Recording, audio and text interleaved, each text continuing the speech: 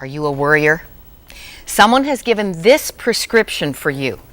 Schedule all your worrying for a specific half hour about the middle of the day, then take a nap during this period.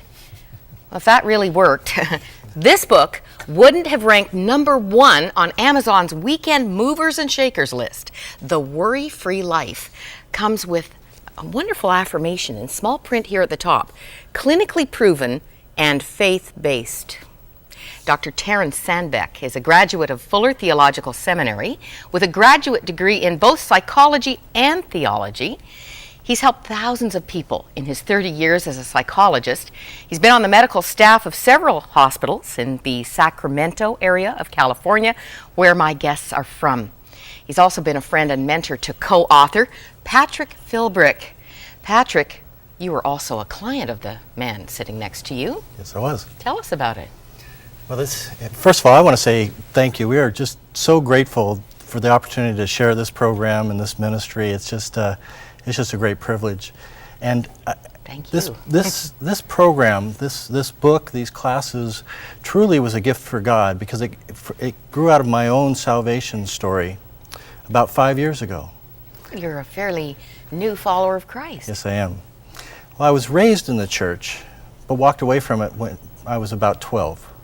And spent about 30 years just being agnostic, you know, knowing that there might be something there, but I don't want any part of organized religion. And that went on until about 2002, when I was going through a very difficult time in my life. You're married with children? Married with children, and it was not going well, and became obvious that the marriage was going to come to an end. And it was probably the most painful period of my life.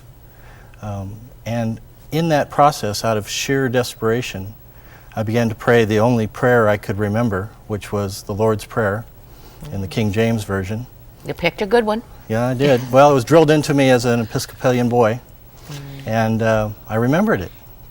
And just because the pain was so relentless and I didn't know what else to do, I got on my knees and I began saying, "Our Father, who art in heaven, hallowed be thy name."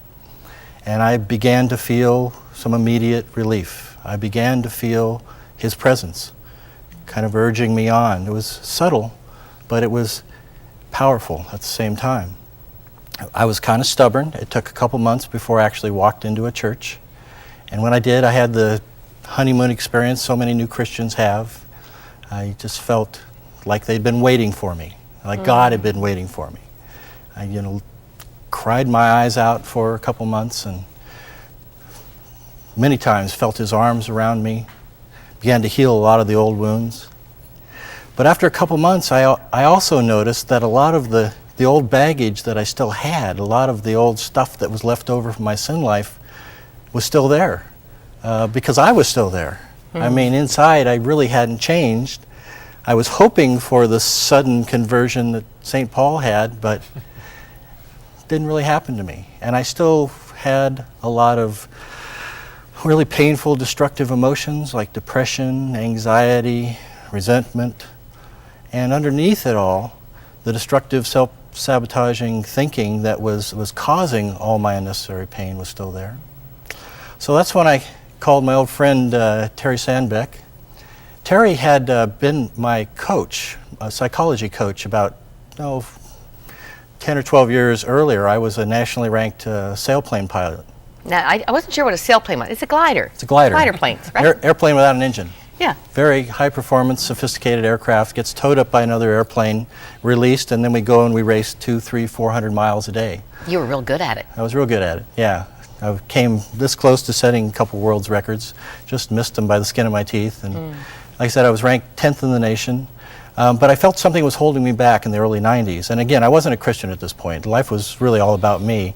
But it was an enjoyable sport, and I wanted to be better at it. So I hired Terry as my psychology coach to kind of help me with some of the thinking that was holding me back.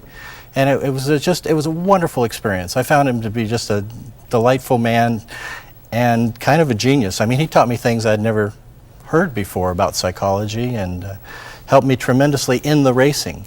But I didn't apply it into my personal life. I wasn't going to church. I didn't have the moral compass at that time that I probably should have had. And so it wasn't until I went through that painful divorce experience, got myself into a church, called Terry up, and I said, I love this experience. And Terry helped me a lot to understand the Bible because of his degree in theology. But I said, I have all this pain. I'm still depressed. I'm still really, really worried. And he said, well, why don't you take some of those tools we taught you with sports psychology and apply them to your personal life? And I did. And it took a couple months and a lot of hard work, a lot of writing, but I got better. I began to see more hope. I began to shed some of those destructive emotions. So much so that my pastor in my church looked at me one day as I was sharing what I just told you, and he said, you ought to teach that here. That would be a great adult life skills class. So I called Terry, and he helped me start developing a curriculum, and it was just a huge success right from the beginning. The very first class we had, without even advertising it, other than just a little blurb in the church bulletin, I had 70 people show up. Scared me to death. But somehow I muddled through, and I told Terry about the success, and it started to grow, and it became a grassroots movement. And after a couple years, we realized, well, we better put this in a book. We better share this with the world, because this is too good to hold back. Wow, and what a launch, Amazon. It just went right to the top instantly. If that isn't an indicator that worry, in fact, as you say, is the road more traveled. Yes, it is. Dr. Sandbeck, this book doesn't just talk about worry. I think all the grizzly bears are in here. We have for sure 6 toxic emotions, maladies. Let's look at them. I just think this is, I've asked them to do a graphic from the book. Guilt, resentment, irrational fear, helplessness, depression, unhealthy anxiety. And you've given us a very interesting way to remember these. GRIHDU. God reigns in his delightful universe. Sadly, none of those things are very delightful. No, they're not, but it's delightful when they're gone. And that's what we show people how to do. Could I read an email? We had a report on depression yesterday, and I received a lot of emails in response. Again, an indicator. This man says, this is a man with clinical depression. He says it paralyzes. I've never blamed God or been angry with him for my mental and physical disabilities. I have been angry with him for not simply taking me home to be with him. As I've said many times, my only hope is on the other side of the grave. Is believing this sin? Oh, you've heard this hard before. read. Oh, yes, all the time. Is this a wrong outlook? This is a man who feels he doesn't have any hope on this earth. One of the things that we have found, that I have found in my private practice, and we found in the ministry and the church, is that, I guess as Pat has said too, that so many Christians know what to do. Well, we hear it. The Bible tells us, we hear it in sermons. There's a lot of emphasis on what to do to live the abundant life. But a lot of people don't know how to do it. And there's a big difference. We teach people how to get where they want to go. And it sounds simple, explaining it. But of course, we're talking about major change inside, and we think it's very biblical. There are some Christians who think that we should all have a road to Damascus experience, but God doesn't work that way. Be instantly changed and made whole. Yes. But that's not what the Bible teaches. It's a Absolutely process. not. That's right. It's a process, and unfortunately, the Bible is not a psychology textbook, and it gives us that moral compass that Pat's talking about, but we have to learn how to use the compass. My husband was looking at this with me last night, and he took psychology in university. He was not following the Lord at that time. But he said afterwards, when he began to investigate the Bible, he said all the good stuff in psychology was in here, in the Bible. Just like the light bulb going off on all of these insights.